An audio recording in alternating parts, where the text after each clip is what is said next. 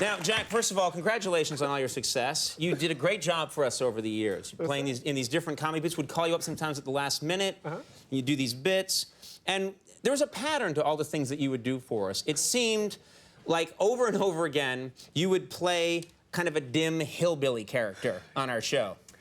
Yeah, well, I wouldn't use those words at all. I did play a lot of Southern characters. Yes, but but magnified and stretched out a little bit. We actually just looked today. We didn't have a lot of time, but we just looked at a couple of the last few appearances you've made and strung them together to give people some tiny idea of the work you've been doing here on Late Night. Let's take a look at what Jack's been doing for us.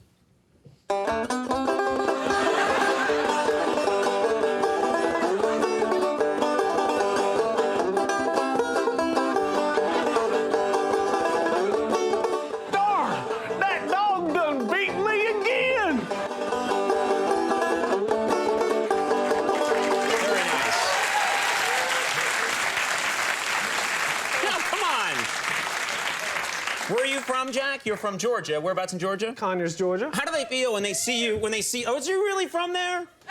I didn't think so. You really. When you do that on the show, do they? What do they think when you do that? It's like homecoming.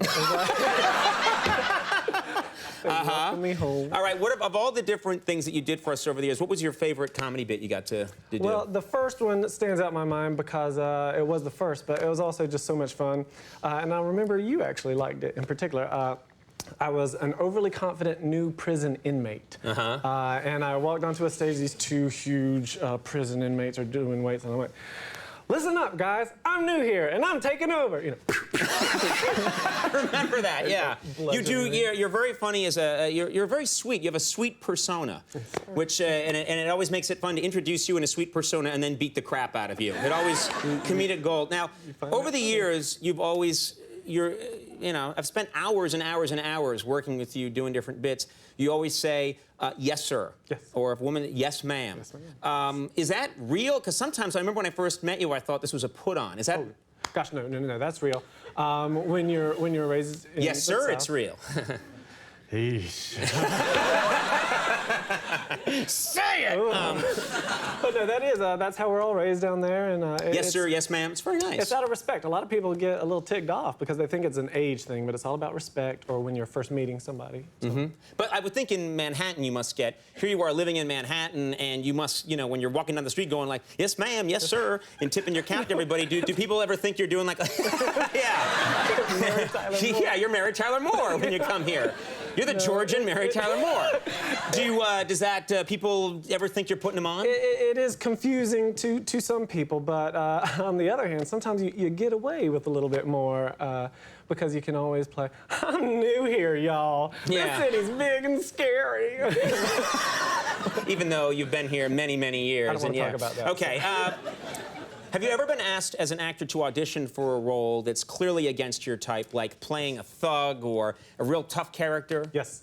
I had to audition one time for a public service announcement against drug abuse, and apparently I was a crystal meth addict. And so there's this dude with the camera going, "All right, so you've just done your crystal meth, go." And I'm like, "Oh boy, I have no idea, sir." Yeah. Well, sir, I just did a lot of crystal meth. I'm tired or excited. My emotions are all over the map. And I take it you've never smoked crystal meth. Oh, no, sir. I've never done. I do Bud Light, but I don't do any drugs. I've never smoked. My lung collapsed in '91 when I was 18 years old. When you were 18, your lung collapsed? What caused it to collapse? It was a spontaneous pneumothorax. Your lung just collapsed for no reason. Yeah. You were just walking down the street. And it is not uncommon. It happens in tall, thin males between 18 and 30. Oh, so okay. I'm surprised that you...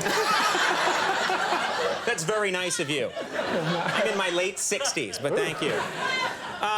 Now, did you tell your folks that you were going to be on television tonight? Yes. Was there a lot of excitement? Are they? Yes, they love Conan O'Brien. No, of course, they're huge fans. Well, be honest. They're huge fans, but it comes on so late. It's so, on very late. My parents don't watch this show. So I told them, they're like, well, we're going to watch 30 Rock at 8 o'clock on NBC.